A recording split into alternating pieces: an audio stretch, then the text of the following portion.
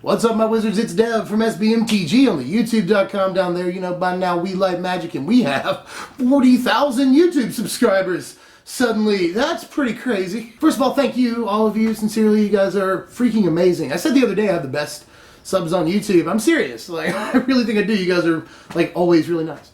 But anyway, and that can't be said of too many YouTubers' channels.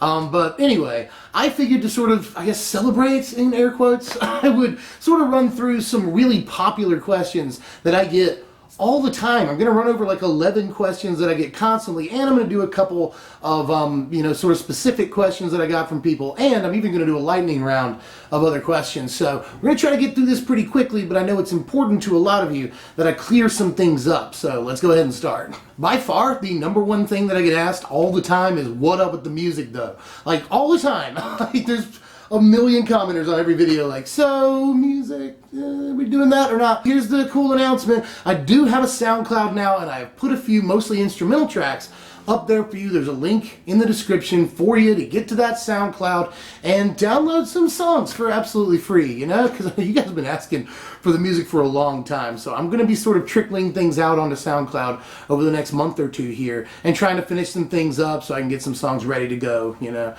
So I will be working on that a little bit more, but the good news is that I do officially have a SoundCloud and there are some songs on there now, so check that out. But by far, the number two question I get asked is a question about play testing. Will you show yourself playing some decks, you know? Basically, the number one reason that I don't do that, by and large, the number one reason, is it's just a time issue. Same thing with the music. I work a regular job.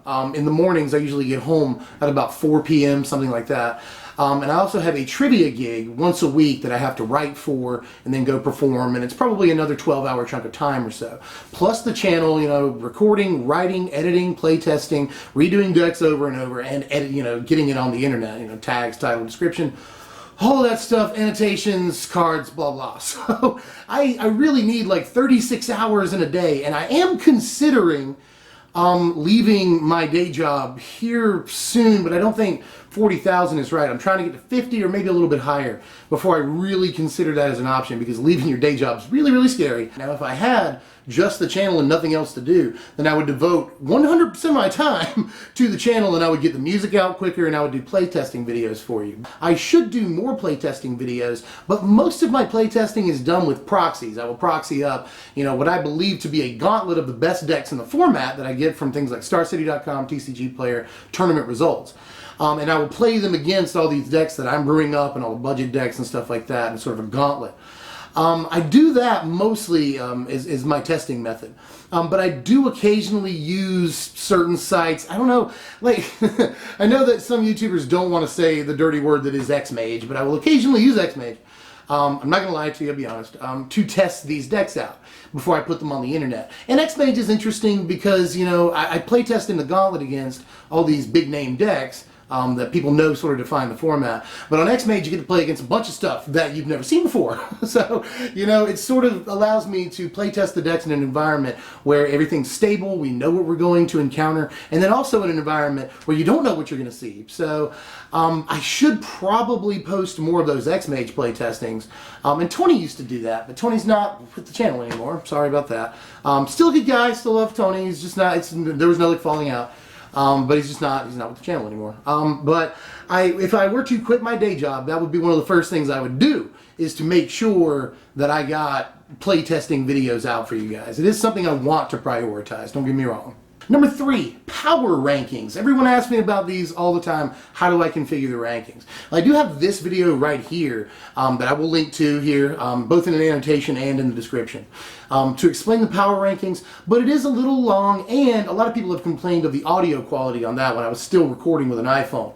When I made that video. So I'm going to run through this really, really quick. But the number one thing to remember is that there is no advanced, you know, algebraic formula to doing this. I don't have to plug in a bunch of numbers into a system. That's not really how it works, you know, or the results would be like, you know, power 7.628, repeating pi, you know. I've had this system since I was 12 or 13 years old, and I did create it myself.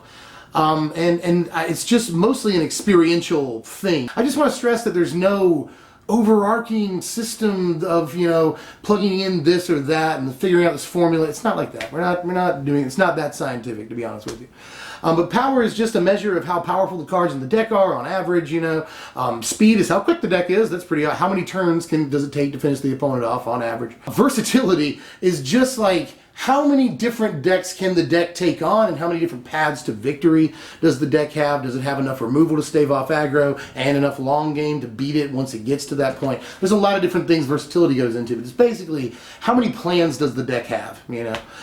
Resiliency is basically, can this deck come back after being blown out? You know, an aggro deck will sometimes have a bunch of creatures, but if it gets Wrath of God or whatever, you know, Wrath in some way or another, then it's going to have a hard time coming back. So decks that have a bunch of cards that can get cards back from the graveyard, or maybe draw a bunch of cards, or reuse resources in any kind of way, those are going to be resilient decks, decks that gain life, blah, blah, blah. Synergy is just a measure of how all the working parts move together in decks that are highly dependent on synergy, like combo decks. Some aggro decks that have a tribal theme and stuff like that, very highly synergistic. But a lot of your control and mid-range decks that just play the best cards aren't necessarily synergistic. Offense and defense are fairly self-explanatory. You know, we play a bunch of removal, we're high in defense. Play a bunch of creatures, we're high in offense. Game 1 and board are, you know, just obviously a measure of how much success do we have in game 1, how much success do we have after boards, especially very metagame dependent, that post-board number. And then consistency is probably the one people have the most questions about. I'm not going to spend too long on it because I'm already pushed here. But anyway, I will explain here. Consistency is a measure of a lot of things. If the deck plays a bunch of 3 and 4 ofs, it's going to have a higher consistency. If it's just 1 or 2 colors, it's going to have a higher consistency. If the mana base is a little bit more expensive, it'll often have a higher consistency. And if the deck can draw a bunch of cards, it'll often have a higher consistency. Decks that don't do any of these things have a 6 or 7 in consistency, and that is a low score, by the way. Like if you see a 7 in consistency, that's not great, honestly. But decks that are a 10 in consistency are usually ones that have well fleshed out mana bases. They're only 1 or 2 colors, and they play a bunch of 4-ofs and or draw a bunch of cards. That's how consistency works, at least in my mind. Number 4, will you feature my deck? Now, this is something that I get all the time. People always send me decks, and I apologize for not getting back to, you know, as many people as I should have on that. But I am considering a series that I think would be fairly well received, and that is sort of a deck doctor kind of thing. You know, you send me your deck, and I feature it on a video, and I tell you how I would build that deck a little differently, or maybe make it better, you know, something like that. Hey Ziggy, you're pushing through here. I hope you don't upset the camera, but here's Ziggy. He's probably all up in the picture right now. I'm gonna pick you up. You gonna be okay with that? Yeah, you're okay, buddy. Here's Ziggy. Which you guys know by now, he's super internet famous, aren't you, buddy? Yeah, you are. I know some people aren't interested in seeing somebody else's deck, but they're really interested in seeing their deck. So there's that. But I may do, you know, 2 or 3 decks in one video every couple of months, something like that.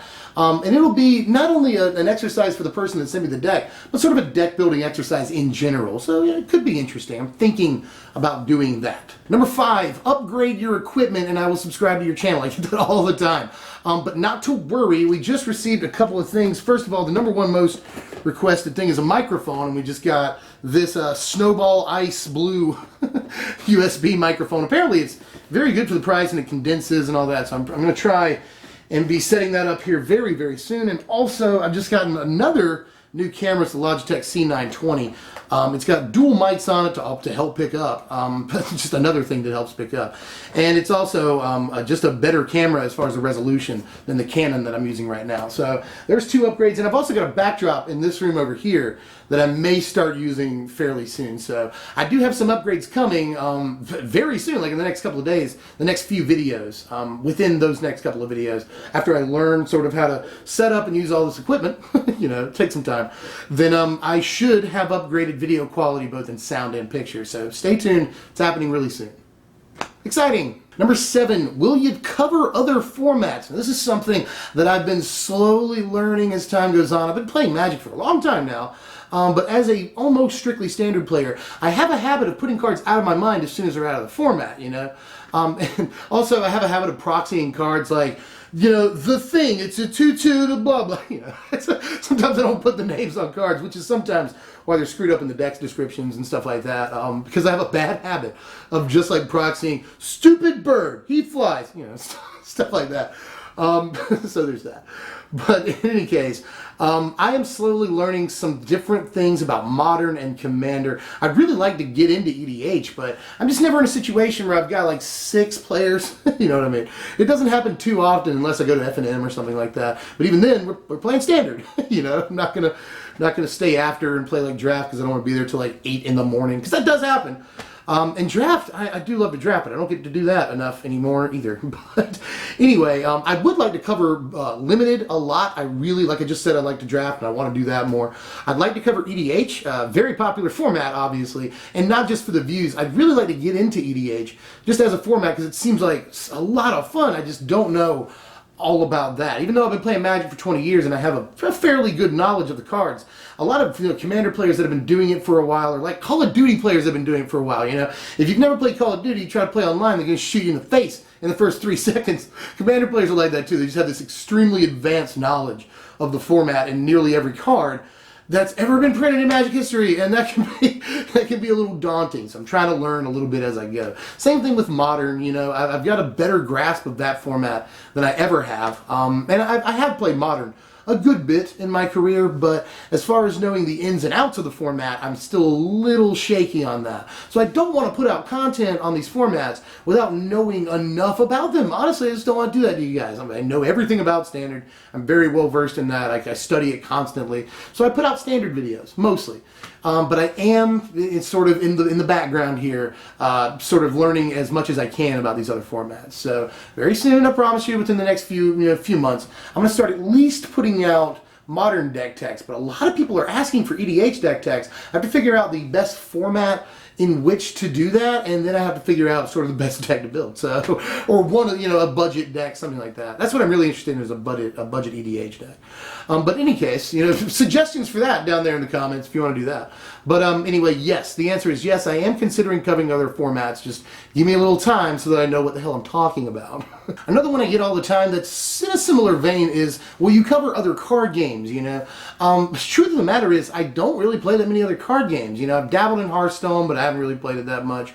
I have played a lot of the Pokemon TCG way back, and would like to possibly start playing that again. I really enjoy the Pokemon TCG. I still play the Game Boy Advance Pokemon TCG all the time. And my nephew, he's like my, I guess, nephew-in-law, I guess, on my wife's side. He keeps getting Pokemon cards, and he's like 6, and he keeps reading them like, this does this, and I'm like, no, it doesn't, it does this, and this looks awesome, I want to play this game again. So I'm thinking about that. I've also played the DBZ TCG and Star Wars TCG way back in the day. But as far as covering other card games, I guess, maybe Pokemon, but I just don't really know what the market is for it, especially if I'm an MTG YouTuber. If I suddenly put up a Yu-Gi-Oh video, people are going to be like, really, Dev? So maybe, let me know about that in the comments too. But basically, I'm not really considering it right now, but I would just, in my personal life, I'd really like to start playing Pokemon again. That's a fun game. It is. And a final note as far as the popular questions that I'm asked a lot, Patreon. Quick note on that, I'm not going to open up a Patreon until I have at least 50K subscribers, but it'll probably be more than that. Honestly, it's not that I'm like philosophically opposed to Patreon. I just don't think that the channel's big enough, to be honest with you. And if I were to decide to take the plunge and quit my job and just do this full time and take that risk, because that is very high risk. But if I decided to do that, I would probably then start a Patreon and let you guys know. But as of now, I don't think that it's entirely necessary. I don't think that I'm at the level where that's appropriate right now, So we'll talk about it in another 10 or 20,000 subscribers. It is something I want to eventually do, but I don't think that now is the right time. I'm just going to touch on some specific questions from people that didn't necessarily fit in categories. One of my favorites was from Bryce Homick, who sent me an email. He asked me when I started playing Magic and what set was out. I started playing Magic when Fallen Empires came out. It was really in the middle of Fallen Empires print run, right before Ice Age came out. So I've been playing since 1995, basically, a fairly long time. And then he also said, if I could, this is a good question. If I could give one of my cats the ability to play Magic, which one would it be? And that would be Igby. He's the big black cat that's always with me at the start of videos. Like, I don't know why he's not here now. Usually when I set up the lights and I start sitting on the couch and then I go to like turn the video on, he just runs up and like jumps in my lap. I don't like go get him. He just knows that it's video time. So he's like the most well-behaved cat. I think he likes what I do the most, you know. If I try to get Julie over here, she will run away. And then Ziggy's just kind of his own man, which is awesome. But Igby is probably the one that I think would be most interested in it. So Igby. Andrew Shamus sent me a question. I've gotten worded a couple of different ways, but his was worded interestingly. He said, do you make these videos because you love it, or do you aspire to work for WotC? Now, full disclosure, I don't see why it couldn't be both. Now, before you freak out, I've been playing this game, like I just said, for 21 years, at this almost 22 years. At this point, and I have always loved designing cards, but you guys know that my cards are usually fairly broken when I design them. But I love designing cards a lot, and yeah, I mean, ultimately, I would like to work for Wizards. What Magic player wouldn't want to go design cards for Wizards of the Coast? So, I mean, I guess in a way, yeah, I'd like to work for Wizards, but I also do this because I love it. Again, I've been playing Magic for 20 years. I love this game. It's a constant in my life, no matter what's going on around me, you know, no matter what drama I'm going through, got me some MTG. And I love it. This game has done a lot for me as a person. It's made me who I am today. It's shaped the way I look at things, and it's made me a better critical thinker. I love this game. I love what I do. I love the community. I love this game. But that doesn't necessarily mean that like selling out would be going to work for Wizards. Like I guess I don't understand the sentiment, but I'm also, you know, I'm not like a sucker for Wizards or anything. I've criticized them on multiple occasions. You know, go back to some of the ride-along videos. I have been like, I don't know, Wizards, you know, in a bunch of other videos. I've been like, come on, Wizards. Like, I'm not just like completely up their butt all the time. Like, you got to judge critically and fairly and objectively. And if Wizards sees that and they're like, well, that guy, screw him, and that's sort of, you know, that would be their problem and not mine at that point. So it's not like I never want to work for Wizards. That would be the coolest thing ever, to work for Wizards. But that doesn't mean that because I might aspire to do that at some point in my life, if they would have me, doesn't mean that I don't love doing this or that I'm just about the money. I don't really make that much money doing this. So, and I'm honestly not sure how much money that somebody on the R&D team makes at Wizards either. I don't think that they live lavishly, to be honest with you. So, you know, it's not about selling out. It's not about the money or anything. Like, I do this because I love it, but that doesn't rule out a future career doing what I love, right? All right, just so you know, there's been like probably 32 hours since the last question that I answered. I had to leave the house, and by the time I got back, I was like super violently ill. So that's going on, but I'm going to power through this and finish up. Here's Igby. Hey, buddy. I was talking about you yesterday. Igby left that soon. He was up here for like 10 seconds. Here's Ziggy. Anyway, and we have made it to the lightning round. Ladies and gentlemen, I've got like 20 questions that I answer really, really quickly here. So set the timer out, whatever, let's go. Favorite Pokemon? I like Alakazam, and I like Haunter, and I really like Ninetales. It's probably top 3. My favorite show is probably King of the Hill. Talking about favorite shows ever, really like King of the Hill. But you guys know I like Steven Universe too. Favorite color is purple, but I also really like green, but purple is the color of royalty, and it looks really cool. And it also plays into this. Favorite Ninja Turtle, Donatello. Love Donatello. He's purple, and he has the best weapon, and he's smart, and that's cool. My favorite Magic set is probably Urza's Saga, if I had to pick one. My preferred MTG color is blue. That might surprise you. I know I'm an aggro player now, but I really like blue and always have. What kind of player am I? I think that I'm a Spike, but I'm probably somewhere between a Johnny and a Timmy, if I'm being pragmatic here. Who's my favorite rapper? Definitely MF Doom, by a lot. Definition supervillain, a killer who loved children, one who is well skilled in destruction as well as building. Doesn't get any better than that. My favorite wrestler of all time, Mick Foley, again, by a lot. Mick Foley is awesome. My favorite video game is a little bit harder. I like old school RPGs. I like Chrono Trigger. I like Earthbound. I like FF6, you know. But here's something controversial. Just throwing you a bone if you want some controversy. I actually think that Chrono Cross is a better game than Chrono Trigger. And I was alive when Chrono Trigger came out, and I played it like a million times. At this point in my life, I played it back to back like 3 times the year it came out. So it's not like I don't know about Chrono Trigger. Like, I love that game. But having played them both a lot, I think Chrono Cross is like, seriously, like, the music is better, the setting is better, the story is better, the characters are better. Like, Chrono Cross is superior. Sorry, I like it more. And finally, what editing software do you use? I use Wondershare Video Editor. Because it's free. It's free and it has like picture-in-picture, and you can do like text and stuff, so it's got everything you need. Also, I'm pretty sure Vegas is fairly expensive too, and I don't play with that mess. But anyway, that's all the questions I have for now. at least. Which there's a lot of questions. I hope you guys are still here. Long Q&A videos, I'm sure, make for all of you. But again, I don't really care. Now you guys know more about me and how I do the channel and stuff like that. So yeah, that's all I've got for now. I'm going to cough soon. That's all I got for now. Next is going to be Red White Equipments. That's going to be a budget deck. It's going to cost you like 15, 20 bucks. And I want to have that up in the next couple of days. Hopefully I can do that. But I will see you guys later, you know. If you enjoy the content that I put out all the time, because I love you guys, you should, you know, hit the thumbs up button. It takes like 2 seconds. You also sub if you're new, because that would be awesome. You know, I've always said this, you know, if you watch my videos all the time, you watch me for like 3 months, just, man, subscribe, dude. Like, I've already said, like, I'm not going to do certain things until I get a certain amount of subscribers or else I'd feel weird. So help me get to those figures if you want those things to happen. And I'll see you guys later. I'm Deb from SBMTG. Thanks for watching, my wizards. Here's an end card. I'm going to go be sick.